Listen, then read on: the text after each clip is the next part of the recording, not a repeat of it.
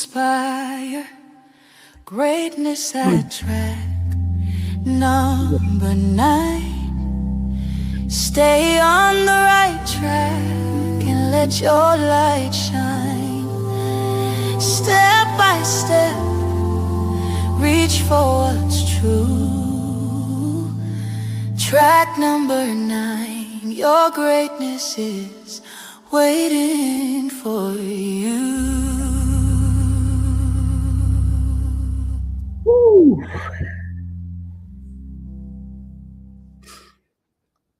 Good morning, good morning, good morning, and thank you for your patience. It's 9:07. You've been waiting for 7 whole minutes for me and my guests to come here live on this beautiful Saturday morning that God has given us to sit here for this 1 hour on your cell phones, in your cars while you're going to the gym.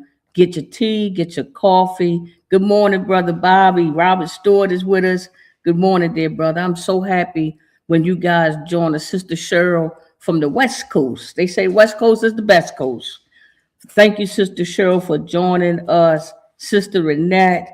Yes, indeed. Thank you, guys. We have a really, really good show for you today. Oh, man, my brother Johnny Jones from Living Classrooms. Thank you, sir. They have an upcoming event coming up, man. Maybe I can get him on. Wow, Chaplain Lovelace. Good morning, Chap. Good morning, Chap. Oh, man, I haven't seen Chap in a while, man. Anyway, everybody knows that this is election season.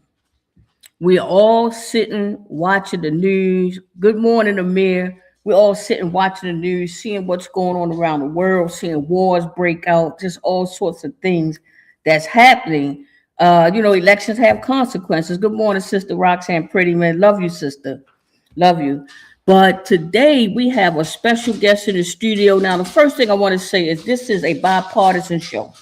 So whoever's running for office, if you want to get in touch with us and be on this show, just let us know at info@Maryland Justice Project. This is a bipartisan show. We are not here to talk about one party over the other. We are simply here to talk about solutions and helping ourselves get on the right track. And this lady, I wanted her to be on the show because I know the work that she's been doing in our community. And I think those people are the ones who really deserve a voice.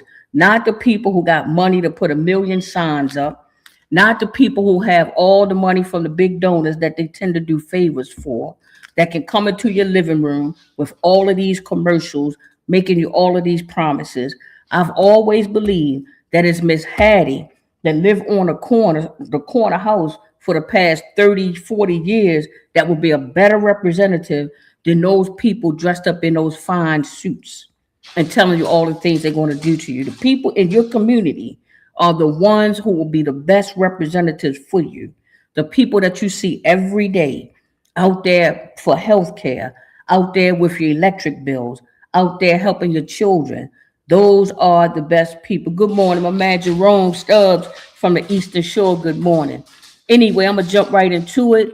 This young lady, born and raised in West Baltimore, deeply connected to community she seeks to represent, longtime community activist and nonprofit leader, former member of the Baltimore City Democratic State Central Committee from 2018 to 2022, over 40 years of volunteerism and youth mentorship, including workforce programs for young people. Her work is rooted in grassroots organizing and neighborhood level leadership rather than the traditional political pathways to have and maintain that seat, to get that seat or to capture that seat. Good morning, Sister Nadine, my girl. Anyway, this young lady has helped launch the Mill on North Avenue. It's a food hall. There has not been any type of development in that area in West Baltimore for some years. And we really have to credit this guest for helping to bring the Mill on North Avenue, which is a nice eatery. You go in there, they have all of these different restaurants, and it's in one of those historically red line communities where people would disinvestment. So we give her credit for that, for helping bring the Mill to North Avenue. Her leadership role in community organizing, a Gateway Resident Council. She's a North Avenue and Hilton Street Task Force, The youth and workforce development, she runs or partners with and provide job training for youth work sites, public health and social services, expanding healthcare access, supporting vaccinations, including COVID outreach for vulnerable populations, active in healthcare justice campaign, food access and environmental justice, working with food insecurity, urban agricultural, environmental inequalities, advocates for seniors, organized resource fairs, service for older adults, focus on dignity, healthcare, and transportation. Her platform is affordable healthcare, mental health, environmental justice, universal pre-K and early childhood education. That's a big one because God knows it costs your arm and a leg to put your young children into daycare. So universal pre-K and early childhood education would be good. Affordable housing and tenant protections, economic opportunities and wealth building, support for justice impacted residents like myself. Thank God I'm on the right track. But there was a time, good God Almighty, I was something else. My cousin Gregory is tuned in. He'll tell you I was something else. But anywho, public safety through community-based approaches. I mean, I could just go on and on. It would probably take us at least another 30 minutes before I get through this litany of work that Crystal Jackson Parker has done in the community. Please bring our guests on. I'm just so man, I'm beside myself. Thank you. Oh God. Girl, come on. Okay, y'all know I will cry at the drop of a hat. And the reason why I'm willing to shed tears is because when you get human beings that are like-minded, that understand the moment that God has us in, and understand and know the people who are out there in the field. The book tells you the laborers are few. We have a lot of people that know our issues, but they are not willing to go down to Annapolis. They're willing to talk about it. We have people who know that these children need help, but they're not willing to go and just talk to them and say, please let me help you. Let me pray for you. So when I see people like that, it moves me because I get tired. Like I be tired. Like I'm tired now. Look at my face. I need to put some makeup on. Get rid of these daggone dark lines. But that's because of work, and that's because there's so much work to be done. So when you see people like Johnny Jones, when you see people like Crystal Parker, Ray Nat, God always moved me. So I'm not gonna cry, but I'm just so happy that God has put you in a position to run for delegate of the 40th district. Roxanne Prettyman was a previous delegate in the 40th district, another fantastic leader and deserving of being in that space. Thank you, girl. I could go on and on. God that got me fired up this morning. Y'all know when I'm fired up, I will talk. So I'm gonna put this microphone down and I'm gonna let Sister Parker introduce herself to us. Let me put the mic down. Good morning. Good morning. Whew, Cooper, you have me crying already. Okay. Amen. Our God is we good. have, we have been in the trenches, and you get tired, but you ask God to just give you just a little bit more strength to get to the next point in space that He has led us to be in. I'm Crystal Jackson Parker, and I am just excited and delighted to be with family this morning. The world to me is a family. Community is family. It's all about building relationships, which build community, which impact families, and creates just this universal love of different languages.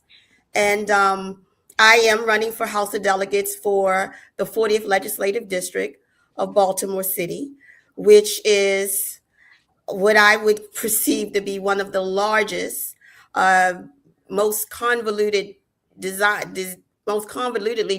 districts, probably within the Baltimore City Legislature. But we are up for the challenge. We have already been doing the work. We want to get, and I always will say we want to get to the space and the place where the laws and the policies are made, because we need friends, we need allies in the seats who will put community and people's lived experience first when they are creating policy. I don't have a big magic wand to do anything. I will tell you right from the get-go, do not send me alone.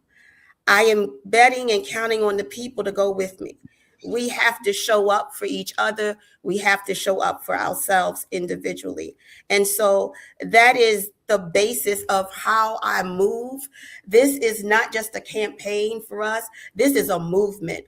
Movements are continuous. Campaigns are for seasons. And we plan to be here for the long haul of the movement. So with that, I will send it back over to Sister Monica for us to get into the nitty gritty of questions and concerns and suggestions for moving ahead. Yeah, well, one thing I wanted to just reiterate is what our guest Crystal Jackson Parker has mentioned, is that when she goes to the state house as your representative, she still needs the people who voted for her. Because what I see happen is that we will elect, a Barack Obama, a President Trump, or this one or that one, or, in our district, a Melissa Wells or Marlon Amphrey, voting for those folks, or in the 41st district, 46th district. But we don't show up when it comes time to pass the policies and the laws that affect our community. We say we want to have change when it comes to juveniles in our community, but how many of those people actually show up when it's time to present the bills and the policies and testify on those bills and actually voice your opinion? We had Sister Weeks on last week, man. She was super powerful. She talked about how that if you have outstanding healthcare bills, they can take your home. They can come after you for the money that you owe them. Absolutely. And people need to know that, like, there are people, the Health Commission is right up there at 6700 Ricerstown Road. She said they meet every other Wednesday. And those people are sitting in those spaces making decisions about how much you're going to pay for your health care, what we're going to do about healthcare debt, and how we can get the federal government to continue to fund the programs that people who don't have money. You can't be working at McDonald's part-time and you got another full-time job and you have 2 children. You have 3 children. You can't even afford your medication. Where they keep raising it. You got daggone diabetes medication. And at one point they say, all right, well, we'll make that $7.98. And then when somebody else get in office, that same medication is now $80. And that is because somebody in office have decided we're going to put these people on this commission, and these people are making decisions for you. The lived experience is important. You can't make a decision for somebody, a senior, if you're not yet a senior and having that experience. You was going to say something, sister? Absolutely. So, I'm glad that you brought that up, Coop. One of the things that is so important, it's about us, intentionally being in the room. We talk about the fact that, laws are made. And what I really want people to understand and know is that we, as just quote unquote regular people, we can literally write and create policy. I mean, Monica Cooper yourself, you did the ban the box bill, but you had to have a legislator in office who was willing to sponsor that bill for you. So we create this legislation, this policy for regular people, lived experience. Monica could only do that bill because she had the lived experience of understanding that a person who was previously just as impacted, how difficult it is to even just get inchwise to have a job or career. So this opened doors where people get in and they have the opportunity for potential employees to see who they are before they run a background check or so, or, different things like that, or they're checking off boxes. But let's talk about healthcare. I've had the opportunity to advocate for healthcare on the state and the national level. When we talk about the fact that, we passed this big, ugly bill in House Resolution number 1 back at the beginning of this year through the Trump administration. What people did not see was that there were over 6,000 of us, including myself, who traveled to the Capitol, who had a press conference, who met with the legislators there, and the vote that they had, and the divide in the vote that they had at 2 a.m. was vastly different by 11 a.m. when we had taken the mic and we had shared our lived experience of how healthcare, Medicaid, Medicare had helped us to live. Me, myself, as someone who was born with a chronic illness, if it hadn't been for Medicaid, the opportunity to get to the doctors and get to appointments, I very well may not still be here today. So by the time we impacted that room with legislators and people from all different walks of life and told those stories, those lived stories, we pricked the consciousness of many of those federal leaders. And so when you look at a vote, no, we might not have gotten the whole dish, but we got more than 60% of the platter that we needed when we talk about that. And those are some of the things that people don't see. So people out there in the trenches, moving the needle step by step, being able to testify against the Prescription Drug Affordability Commission, to help to bring more of those maintenance drugs into play. We didn't have to wait for the Biden administration to do a 5-year gradual roll-in of different drugs. We were able to go to Annapolis and advocate before that board to add more maintenance drugs to that. So people don't have to decide between taking half of their insulin, any of their insulin at all, and deciding between that and paying a bill, paying for food and for paying for food and paying their utility bills. Talking about the regulations for utilities in our homes and things. Those are things that on the state level, those things can be regulated. There are different options that we can use. There's solar. I have solar for my utilities. So that's a little bit lower. But if you don't know about these things and we don't have these conversations and we're not showing up at these commissions, then we miss those things. So we have to live life too. At the end of the day, we have to survive day in and day out. And I'm just so tired of people just hanging on, just surviving. There's opportunities for us to collectively thrive, to get the things that we need inside of our households and then inside of our communities. But that's about us showing up. That's about us really honing in on what everyday lived experience looks like for people and moving legislation in that space. Yes, ma'am. I appreciate you talking about the utilities. God knows it is high. Hey, get down.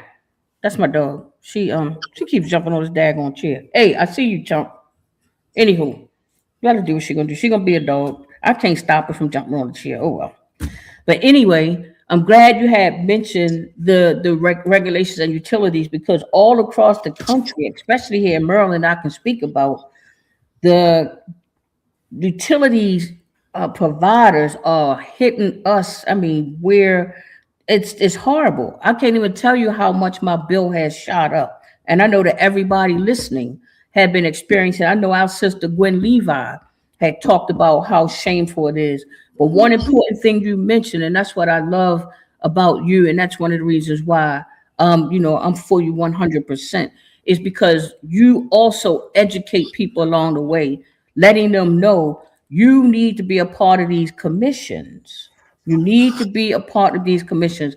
I believe Senator Hayes about a year ago was encouraging residents in the 40th district to be a part of these commissions. They got a commission for everything: a commission for health, a commission for cannabis, commission for this, commission for that, commission for the birds, commission for the bees. They got a safety. Choice language, excuse me, shucks. They have a commission for everything. And these are the people making decisions for us. And in more cases than not, Those people on those commissions, oh man, there go Kiana. Hi, Kiana at the Beehive. But those people making those decisions for us, in more cases than not, don't look like us, and they never had our experiences. They sit up there with their suits on, and most of the time they get on those commissions just so that they can pad their resumes, just so they can say, I sit on the board of tobacco and cannabis. I sit on this board, and it does us no good. So again, I appreciate you for always educating people on how we can do this together, because it's a collective effort. Once you get in the state house, you will still need support. And that's one of the things I do. I'm not a legislative guru, but I'm in Annapolis, baby. Go down there and ask any of them. You know, Monica Cooper, they'll say, is that the lady that was yelling at us? No, I don't be yelling at them, but I let them know, cordially and very kindly that I'm displeased with your work and your actions. I'm not afraid to stand up. And in this political space, what you find is that people like to pick and choose your leadership. So what happens is somebody make a phone call and they say, hey, I think such and such would be a good candidate. Let's get behind that person. Let's put money behind them. But in more cases than not, they are elevating people and spending money. They call it the machine, and putting money behind these people who we hardly even see in our communities. They put money behind these people. They choose them. And while we see all of these commercials, you see this person's commercial 20 times, and it sometimes make you feel like, oh, I know that person. You don't know that person. All you know is their name because you've seen it 100 times. The only thing you know is the promises that they done made, because you done got 1 million of these cars. This one is from Fios. Girl, this from the daggone internet people. But those people will send you 1 million cards in the mail because they have money. And money does not always get the voter what they want. The only thing that money do is get the candidate what they want. It gets those people. And Sister Crystal, I know your coffers is not as hefty as some, but what you have is you have what I have, which is the power of the people. When I'm currently running, just a shameless plug, Crystal and I are actually running mates. Crystal and I are running together, her for the 40th district state house, and me for re-election for the state central committee. We're a powerhouse because, like I said, we don't have a whole bunch of money, but we have the power of the people. I always tell folks on election day, and I mentioned this before, on election day, you and the billionaire Elon Musk are equal. On election day, that's the only day that you can consider yourself a billionaire. Because I know ain't no daggone body on listening right now to billionaires. Some of y'all might have a couple of dollars stashed away, but everybody is equal on election day. No matter how much money he has, he get one vote. And guess how many votes you get? One. So don't be fooled into seeing the commercials, constantly hearing on the radio about this fantastic person. I encourage the listener and the viewer to make more informed decisions. Go to these people's websites, but not only that, ask around. Ask somebody, hey, do you know this girl, Crystal Parker? And the way that I see it is Sister Crystal's like myself. I call it 10 degrees of separation. In the 40th district, at least, if you go through at least 10 people, at least one out of them 10 people is going to know Monica Cooper. Now, I don't think I owe nobody no money, so that's not going to be a bad thing. Most of the time, it's a good thing. But you can please some of the people some of the time. You can't please all the people all the time. So, no, I don't have people that's constantly saying Monica is so fabulous. Even though, rest her soul, my mother thought I was absolutely wonderful. She thought I was the cutest little girl. I mean, even in my 20s, she always said, oh, you're so cute. And I would just look at her and say, oh, thank you. But anyway, Crystal Parker is definitely that advocate. But I want to move. Go ahead, sister. Go ahead, yeah. So I'm glad you mentioned, about the election and showing up. So one of the things that I also, educate people. I remember when I was growing up, going to the polls. There was one election. It was in November. So right now, what I just need everybody to do is forget about November right now, particularly if you live in the state of Maryland. There's a new election and what I consider it to be, it's called the primary, but what I consider it to be is not an election, but an elimination process. Because if you don't show up to cast your vote for your choice in the primary, you're most likely not going to see anybody new get those seats. Because most of the time, someone who is a challenger or is a community, the community has put forth, if they don't get in the primary, you won't see them in November. So it's called primary for a reason. It's the first vote. It's the most important vote. And that's what I just need people to be and understand. The other thing that, we've been given a whole week to now go and vote. So there's really not a lot of excuse. Early voting is June 11th through the 15th. The primary day is June 23rd.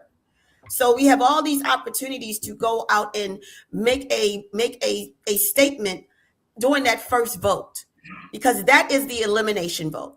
Whoever makes it through the primary, pretty much, I can guarantee you that's who your elected leaders are going to be.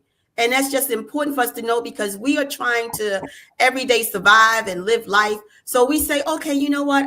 I can go to the general. The general doesn't mean anything. The primary is where you have to show up. The other thing I want to say too is, Monica, you held up that merchandise from FiOS, right? There are so many small businesses in and through our communities that provide every single service that we need. We have utility services, we have internet services that are through local small businesses. So we have to, my suggestion is, because I'm not going to tell you what you have to do. It's always going to be your suggestion. It's just, I'd like to motivate you to that space. But we got to start supporting these local small businesses. I mentioned that I was, that my utility company is through solar. Well, a black woman, young black woman, Crystal Hainsley, started the first solar farms here in Baltimore City. She is not in that space right now because there was not enough support, but I still have my energy through that.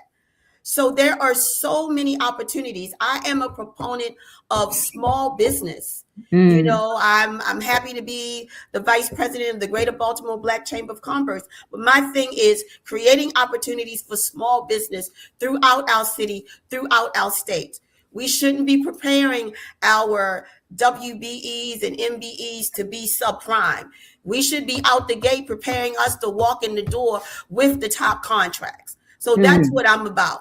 It's about sticking in the trenches and moving and pushing the needle and keep showing up, irritating the hell out of people until some movement happens.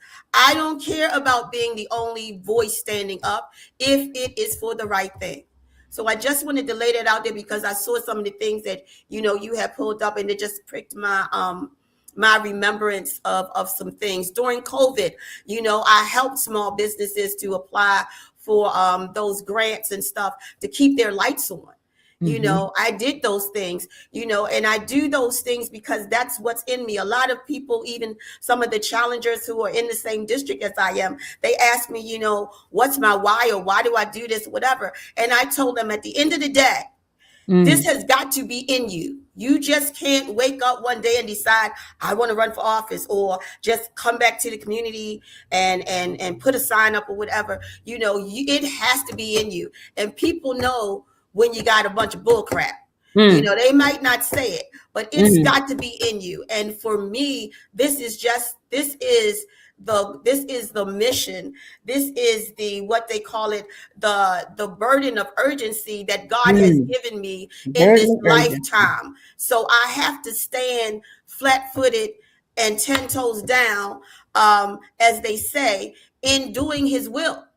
Because this is not about me. I got grandchildren that I could be playing with and going to the park. I got a whole heck of a lot of other things I could be doing. But this is the calling. This is the mantle that God has given me for such a time as this. And I would be remiss to not move in that space to do his will.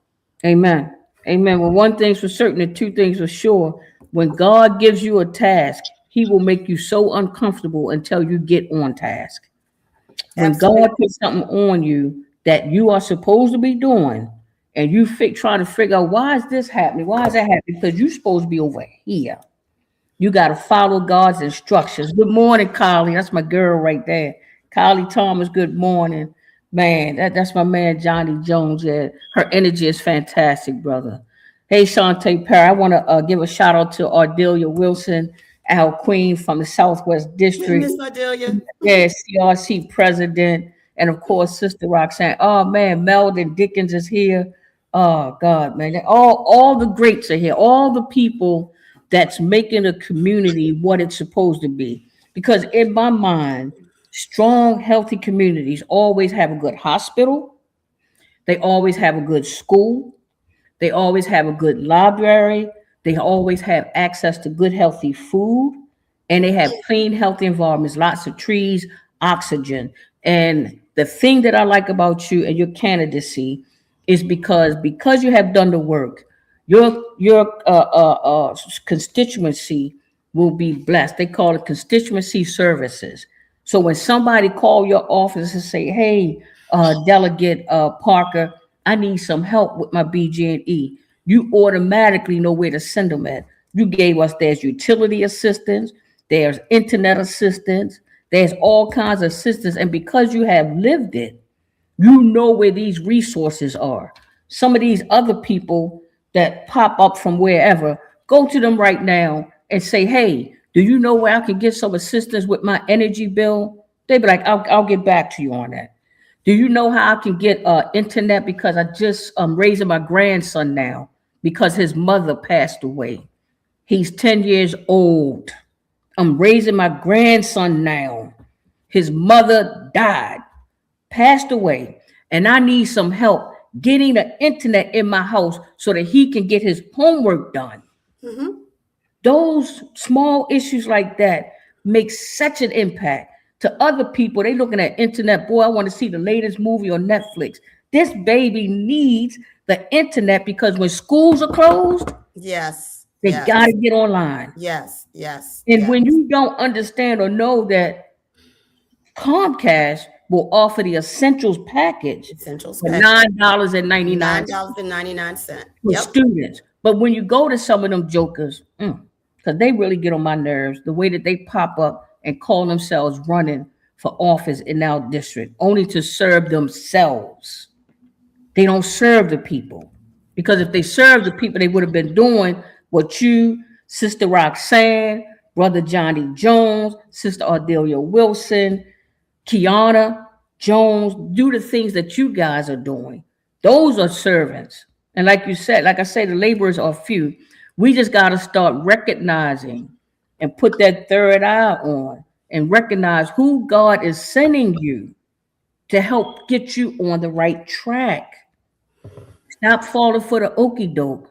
We put the people in office and then we were like, damn, why this not happening? Why that ain't happening? One, Sister Farmer, DeWanda Farmer is here. Man, she said there's discounts for low income families. Yes, ma'am. That's another sister, man. She is actually Dr. DeWanda Farmer. She a doctor. That's why I'm glad to know. I was like, yo, my friend a doctor. I like to know lawyers and doctors and engineers because those are the people who have always made our communities move forward. When I in Sandtown, where I live at and where I still live near in West Baltimore, in the 40th district, on the corner, it used to be a doctor's office on Lafayette and Cary. It used to be a dentist in that community. It was the doctors, the lawyers, and the engineers and the people, the professors and the teachers. They used to live in the community. A lot of them have since moved away. So we got to continue to tap into our resources, the people that we have in a community like you, Sister Crystal. Absolutely, absolutely. To see that these are our resources. Go ahead, sister. Yeah, so I want to touch a little bit because you talked about it as well. I want to touch a little bit on public safety and public health. Yes, ma'am. Some of the other work that we've been doing, and I have to say we because I just believe that God uses me as an instrument. And one of the things when people talk about what you have and what you don't have, and and what I will say is that I don't have any enemies. I have motivators, agitators, and instigators. And all of them continue to move me forward for whatever role that God allows them to play. But when we talk about public safety and public health, and I'm going to throw my sister Monica under the bus a little bit, because when I first talked about the environmental platform, Miss Monica would push back. She's like, we talking about no environmental stuff. Our community don't hear nothing about no trees and this and that. And I said, Cooper, you're not listening. I said, when I'm talking about environmental impact and environmental justice, I'm not just talking about trees. What I'm talking about is public safety and public health. I'm talking about the environmental impact of when we have a violent incident in our community and somebody's blood is literally on the ground. And then we got to not only deal with the re-traumatization of the blood still being on our sidewalks, because nobody immediately came out to help clean our sidewalks, but we got to talk about the blood that went literally seeped down into the sewage line where our water is. So for me, that's when we're talking about environmental justice and we're talking about public safety and public health. And I've been dealing in the realm before all of this big movement came about. I was one of those people, and I have to say that it was God-given inspiration that when we to talk about the dealing with the environmental issues through a public safety and a public health lens. And what that has to do is being out in the streets. And these are my own lived experiences as well, and community lived experiences. But being out in the street, walking the street, engagement is the one of the first essential ingredients to mitigating issues and concerns. When you're outside and you're engaging, when you are stopping and saying hello or have a good day or how are you folks doing today to the people, to the least of those, that brings a level of humanity. There's a lot of us who talk about the issues, but we won't get out of our cars and walk down the street or walk past and say, hell, we're just riding by, making a speculation of why we think people are outside doing what they're doing. And there's a lot of reasons, good, bad, and indifferent. And this is not to normalize, because it's not normal. It's very abnormal. And this is not to defend any actions. But what I can say is the space where I live in, which has been a hot spot for years, and it's located right up here in this 3100 block of West North Avenue. It's a hot spot.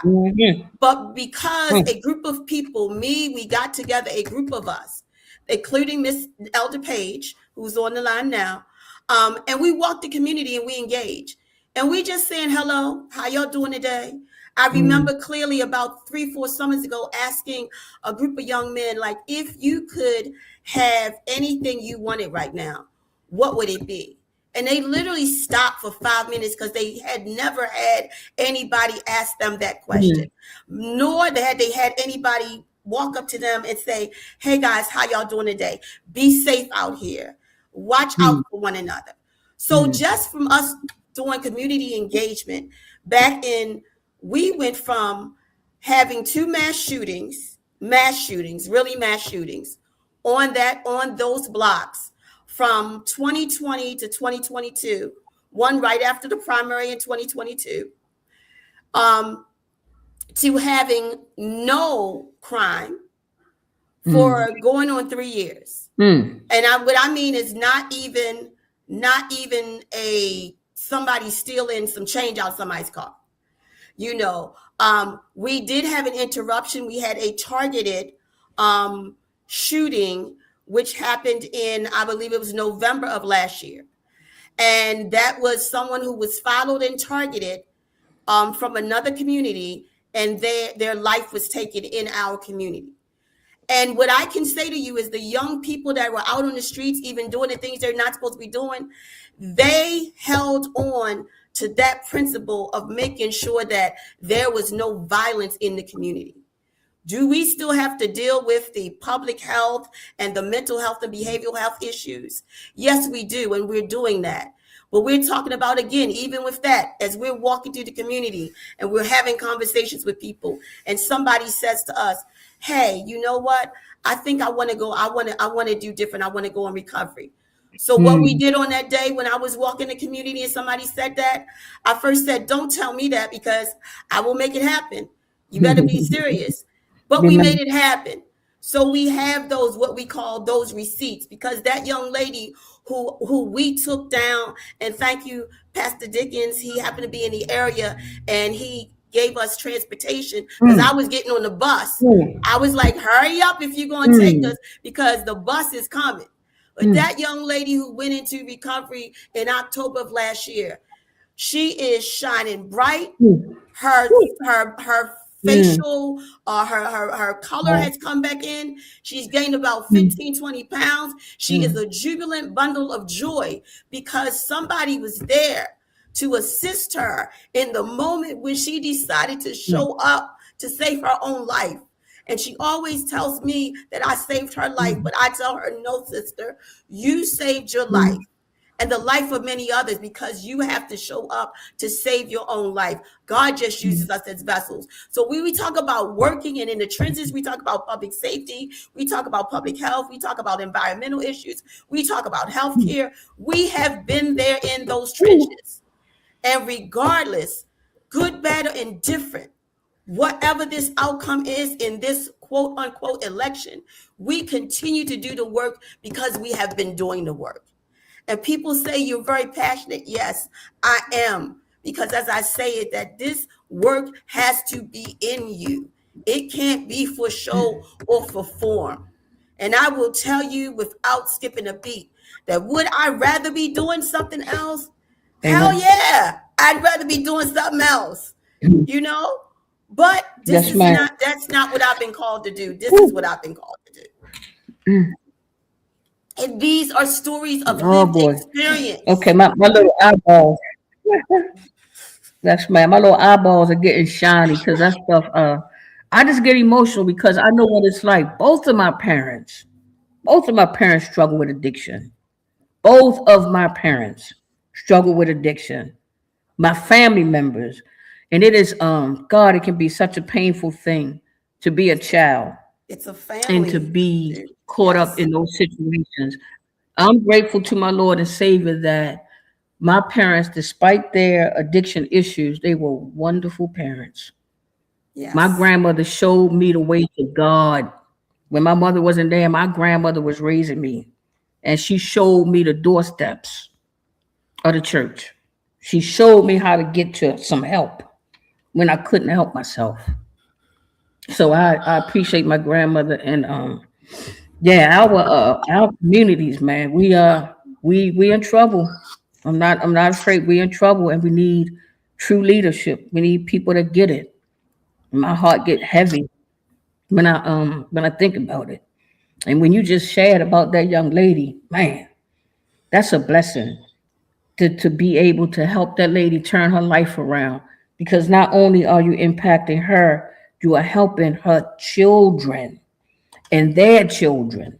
That one act, you have sowed that seed. But that's how God is. God will take one seed and bam. I heard it once said, the minister had once said that it's like cracking an atom. Like Adam as in the first man and Adam as in ATOM. When you do a deed like that, you help that person, but you crack the atom. Yes. So that deed spreads.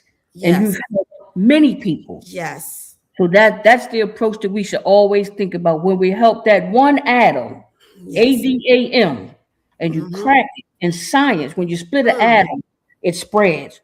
So you have done scientifically what the universe and our Lord want from us, is to help that one.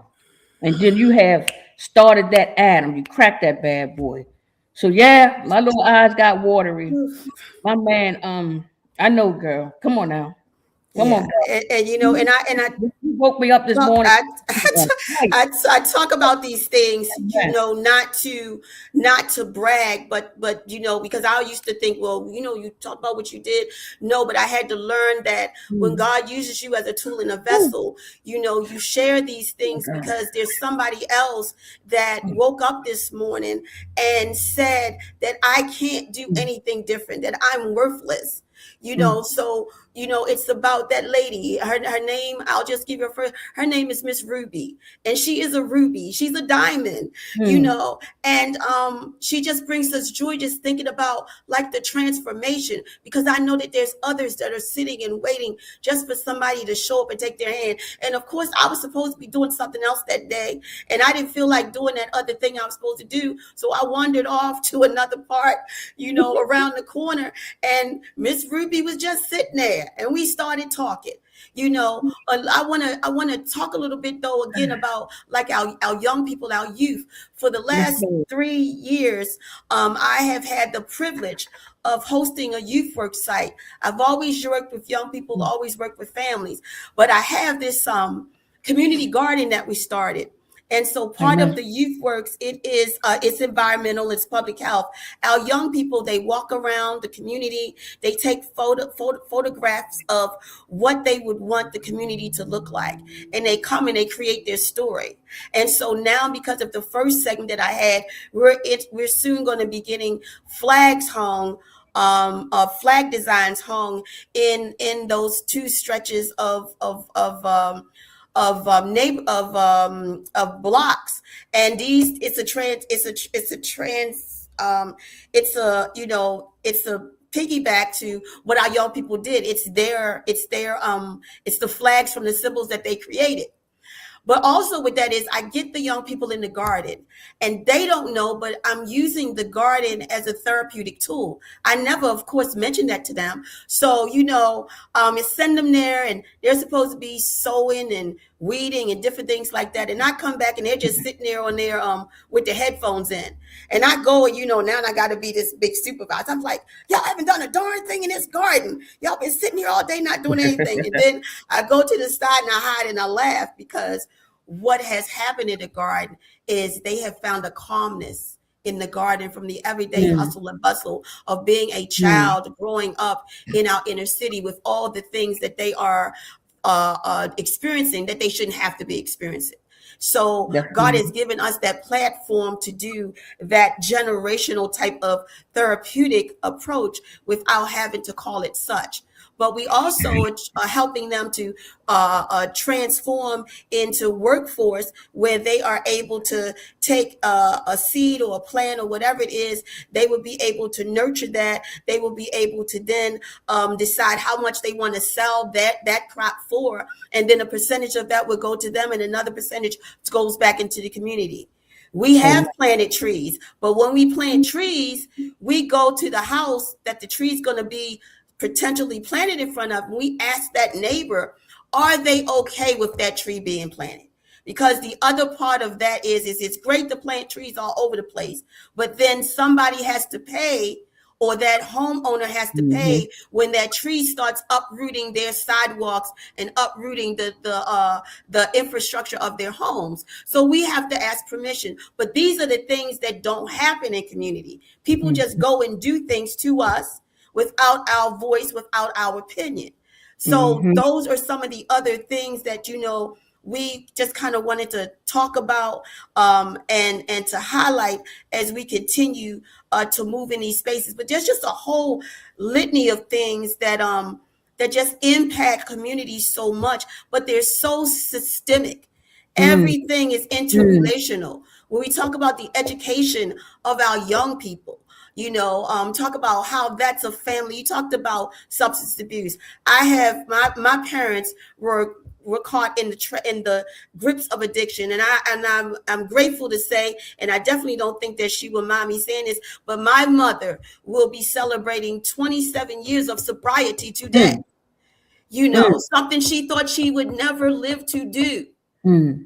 Because people look down upon those who are caught in substance misuse and addiction. but there's always a backstory. So when we talk about those things, it's important for us to stay focused on like these root issues, these root causes, but also to be impactful with, thinking about what's the next step. What's the plan? What's the goal to get us there? And I will guarantee you that the goal to get us there is not us alone. The goal to get us there is always going to be us together, because somebody always has something to contribute. Yes, ma'am. Yes. Yes, ma'am. Well, I want because we're closing and we got about 10 more minutes. But before we go, I want to say again that Crystal Parker is considered my running mate. We are both running for offices that we have to be elected to. Oh, I'm sorry to interrupt you, but my mother just said 28 years, get it straight. You know how Miss Pat is. Okay, so it's 28 years. All right. I missed the year. I must have slept through 28 years. That's my girl, man. Miss Pat, her and my mother were really, really good friends. And she has watched me grown up from a child until now being a voluptuous woman. Voluptuous, full-bodied. Anyway, I want to make sure that we have our listeners and viewers to check out some events that you have coming up. One of them, you have a birthday fundraiser. If we could put that on the screen, if you guys can take a picture of it with your camera and maybe consider, going and making a donation, bring some children, $100 for general admission. And what that fundraiser will do is it will help me and Crystal to be able to get a few signs. We don't need to saturate the whole town because we ain't got that kind of money. But the little bit of money that we do have, we want to be able to put up signs. And plus, we want to be a community with you guys. We want to have meet and greets. We want you guys to come and be with us. I love fellowship, man. I love the fellowship. I go to Whitestone Baptist Church to fellowship. One time, Sister Nadine, I went to a church down on Fulton Avenue with her. I love the fellowship. I go to the mosque up Garrison Boulevard, 3306 Garrison Boulevard. I love the fellowship. People, God-fearing people, regardless of what your religious preference is, I absolutely love the fellowship. And just coming together, I like that. I like that for us. So if you want to come together, please consider this fundraiser for Sister Crystal. It would benefit both of us in a way that you would not believe. The other thing is I want us to put up her website. Go to her website, volunteer, knock doors, because you'll be helping us. Knock doors, do some phone calls. I believe we have a link to Crystal's website, if we could put that up. While they're putting it up, I'll say it's crystaljacksonparker.com. Okay. You'll see that this fundraising event is intentionally intergenerational. For me, I have this theme, this theory that it's about the hope of the future combined with the wisdom of the past. We can't move forward if we don't have a foundation from the past. Mm-hmm. But we also have to be intentional about understanding that there has to be a platform for our younger generation. We can only move forward together.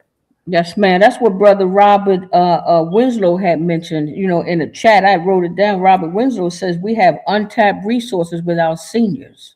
Absolutely. And I certainly agree with that. Like yes. building that, because I'm the person that I am because somebody older showed me the way. Somebody older talked to me. Somebody older gave me some wisdom, and I was able to use it in my later days. The book says, raise the child up in the way in which you want him to go, and when he is older, he will not part.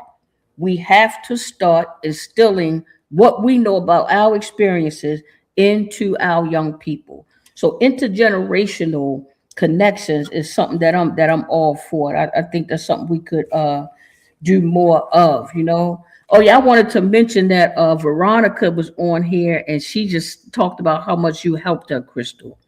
So I wanted thank you, Miss B. I wanted to mention that. And then we got Angie. I want to give my homegirl Angie Sweetwater a shout out, man. She's a beautiful person. She's a beautiful spirit, always making things happen in her own little way and in her own space.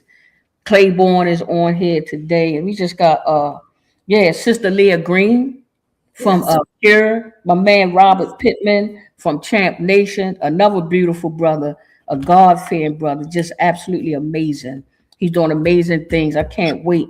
He'll be with us, I believe, next week. It's my God, man. He's a beautiful person. Yeah, we got Brother Clarence on here today. There we go. There we go right there. That's the website, crystaljacksonparker.org, right? .com, crystaljacksonparker.com. Yes, that is the website. Okay. We have Miss Kiana, who is with Beehive Connected Professionals, a great professional. She's a Baltimore born and raised. She can help you with your taxes, with your nonprofits. I mean, she is a jewel. So these are when I talk about supporting our local small businesses. And I just also want to give a shout out, the work that I've been doing with advocacy for older adult and veterans.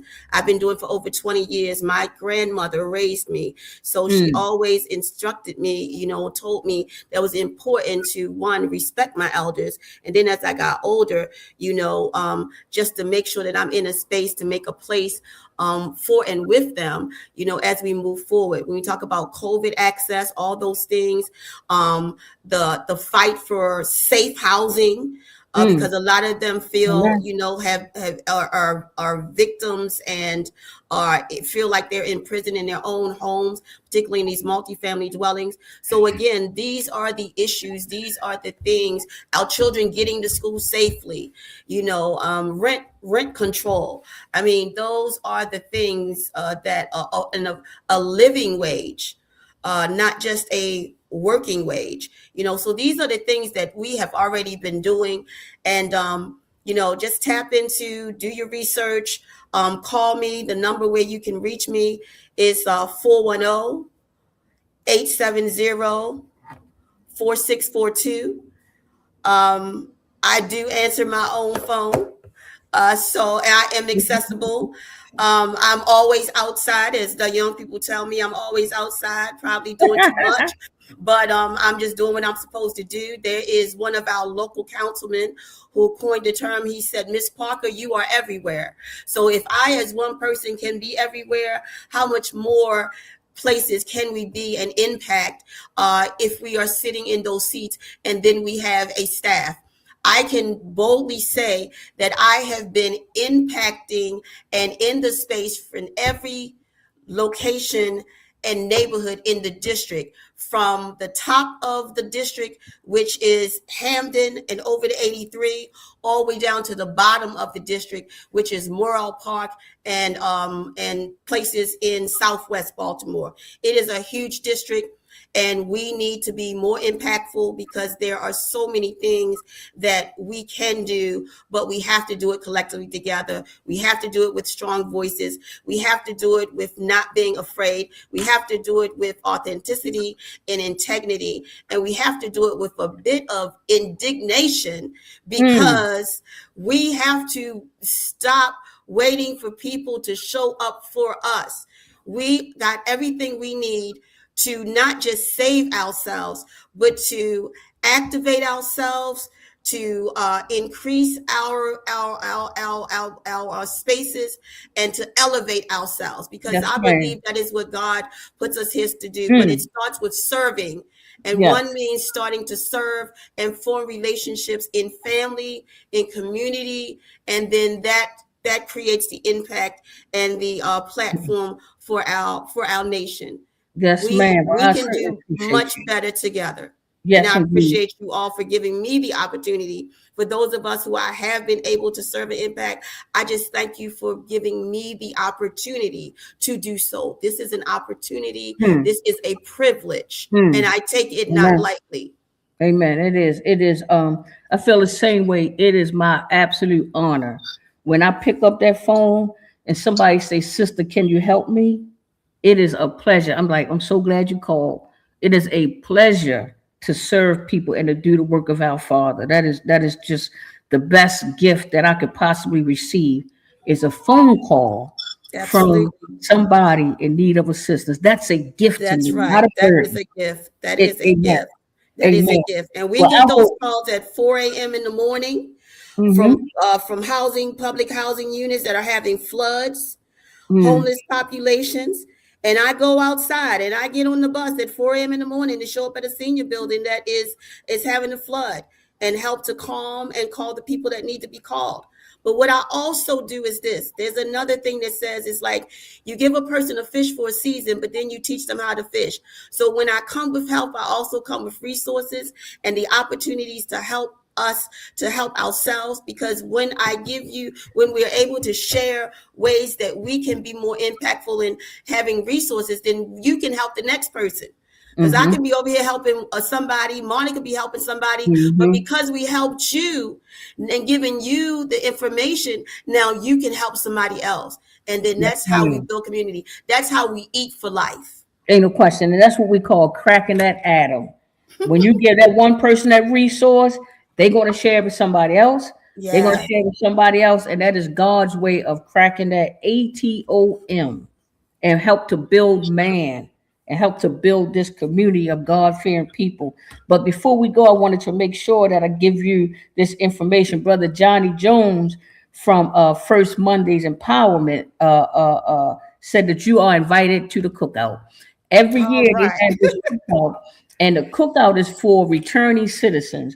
And at this cookout at Drew Hill Park, when you look at the men and women there, you count hundreds of thousands of years almost. One guy might have served 40 years. One lady might have served 15 years. Another guy might have served 52 years. And God gave these men and women a second chance. And if you can see the beauty in Shadrach, Meshach, and Abednego, if you could see when God let them out of that place, man, I'm telling you, you don't have a better friend. There's somebody that's been through the fire. There is no better friend and no better ally than somebody that has been through it with grief, losing their mothers, fathers, children, hurt, pain, addiction, incarceration, difficulty, fighting mental illness, sexual abuse. When God get them on the other side, that's a walking and living testimony. And that's what we are.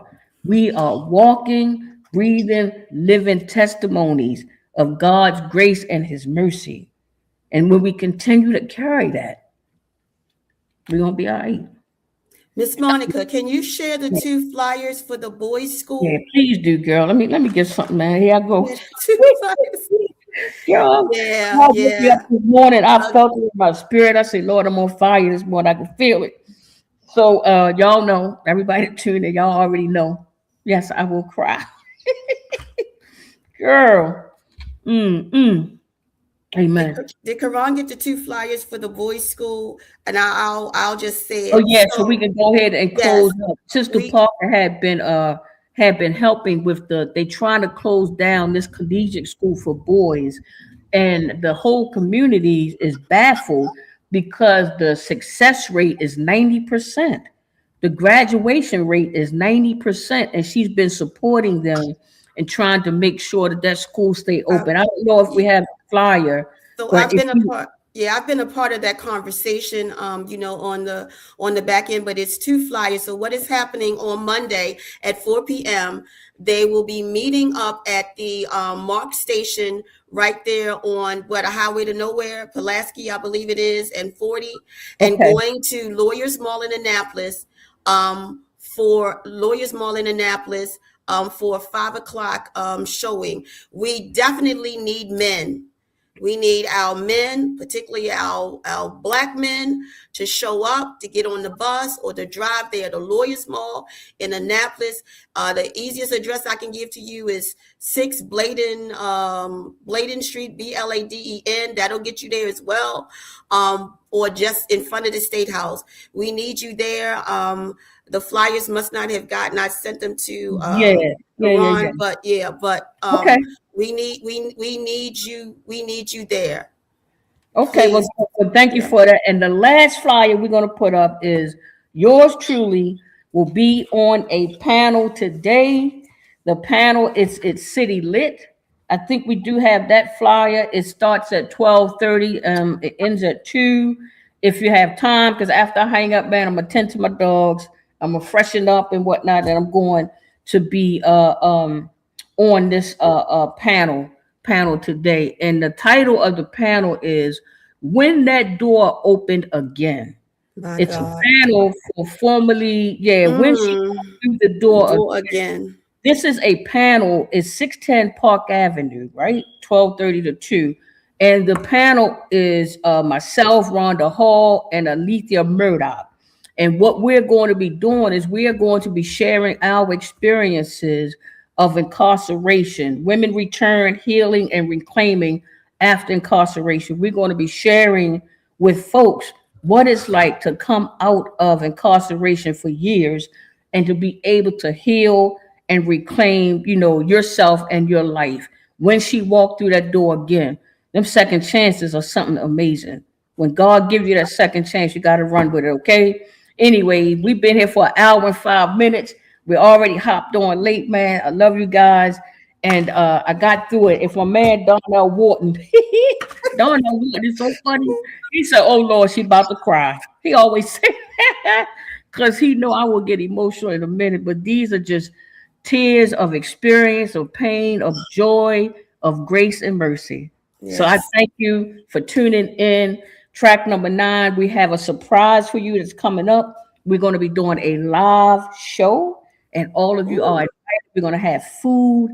We're going to have so many resources for you guys. We are going to be doing a live track number 9 show. We're going to be fellowshipping. We're going to get together. We're going to be meeting and greeting. And I'm just so happy that God chose me to help connect us and put us on the right track. Love you guys. Thank you. LOVE. Have a good day, guys.